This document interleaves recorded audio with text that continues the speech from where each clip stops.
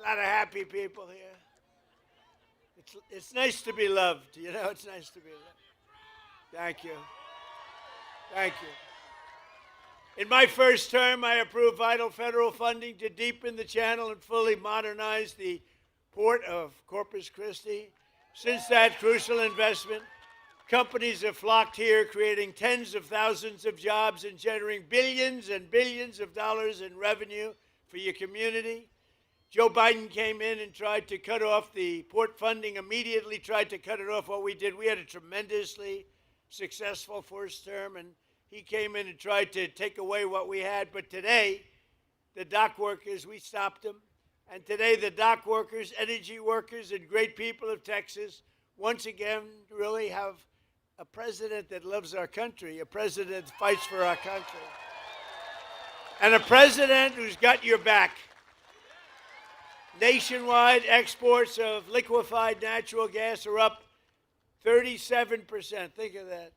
And the past year, the highest level in American history, and going up a lot.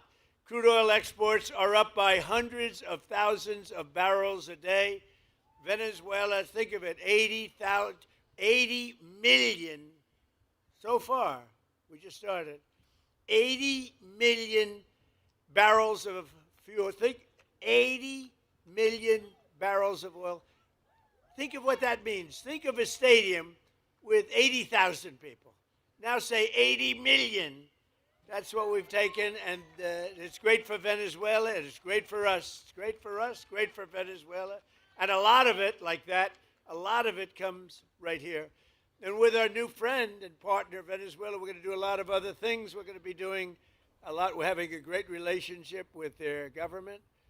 Has anybody ever witnessed anything so beautiful, so decisive, and so popular with the people of Venezuela?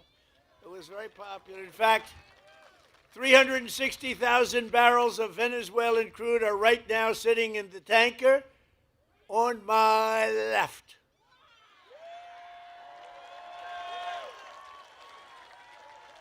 It's a nice one.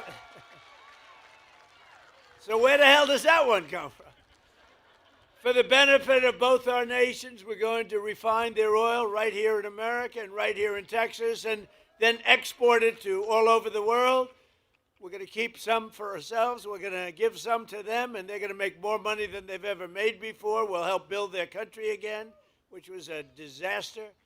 And we're going to build it up, and we're going to benefit also, and that's the way it's supposed to be, right? It's going to be great. One person who has witnessed our energy turnaround firsthand is Jesse Robinson. Jesse?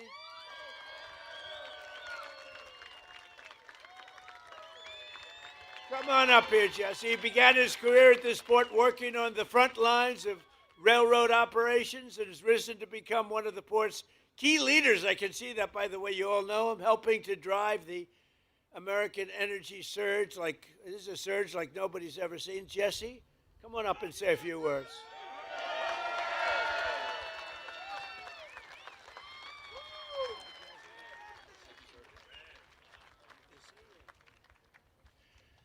Wow. Good afternoon, everyone.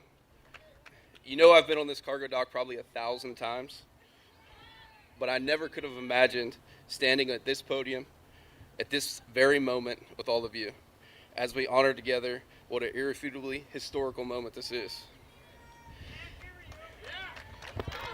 In my role as Director of Asset Management here at the port, I see firsthand every day the valuable contributions by President Trump.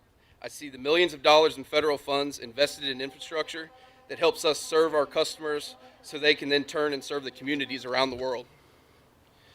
At this port, I have the honor of leading roughly 75 employees and contractors, most of which are here today. And I can tell you with utmost sincerity that every one of us takes great pride in our jobs, supporting this global gateway. We work hard and with humility.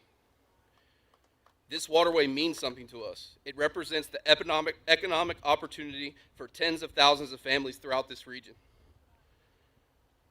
I want to thank my family for supporting my commitment to this port. I want to thank my team for their heart and grit. And I want to thank President Trump for recognizing their tenacity and value. Thank you.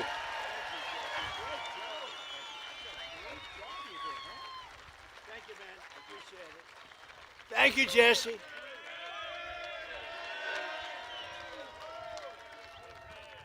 Thank you, Jesse. Great guy and great family and hard worker. All hard workers. I'm a hard worker. We're all hard workers. Slashing energy costs. Hey, by the way, how did you like the State of the Union the other night? That was good.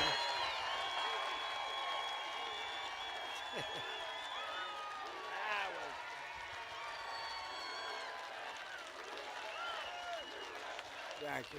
Thank you. Thank you very much. That was fun. Did you see these people on my right, the way they just sat there? Some of them. How about Omar screaming like a lunatic? You looked at her bulging eyes. She's crazy. Get her the hell out of here. Omar and her friend, and her little friend sitting next to her.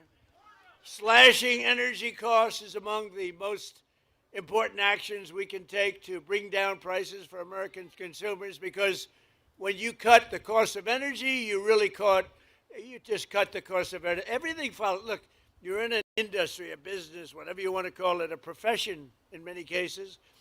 Everything follows energy. Now, AI, they build these big plants. They say, how do you make your money? Information. Somehow I like oil better. I'm sorry. I think oil. If I had my choice, I have to stick with oil. In 12 months, we've driven core inflation down to the lowest level in more than 5 years. And in the last 3 months of 2025, it's been down to 1 point inflation, 1.7%. Nobody thought that. So we went from the highest inflation ever to low inflation.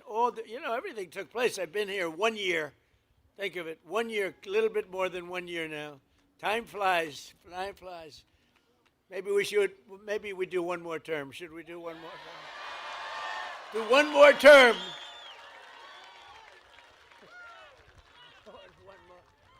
Well, we're entitled to it because they cheated like hell in the second, right? So we would actually be entitled to it. But think of it, the price of eggs is down 60%, the cost of chicken, butter, fruit, hotels, automobiles, rent is lower today than it has been in years. And even beef is right now on the way down. It's coming down fast. Prices of almost everything is down. And we inherited a mess 1 year ago, a mess. And they came up with the word affordability. And I said, what are they talking about? They're the ones that caused it. They're cons, they're liars, not good. Other than that, we want to have unity. Let's have unity. To have unity, you need sane people on the other side. And when you watch them not stand up for a mother that just lost her daughter, or not stand up for a great, brave helicopter pilot that did so well and so amazing in Venezuela, or not stand up when I ask the question, stand up if you love our country, think of it, and you love great American patriots, but don't stand up if you don't, or if you love illegal alien criminals. And not one of them stood up. They got killed in that.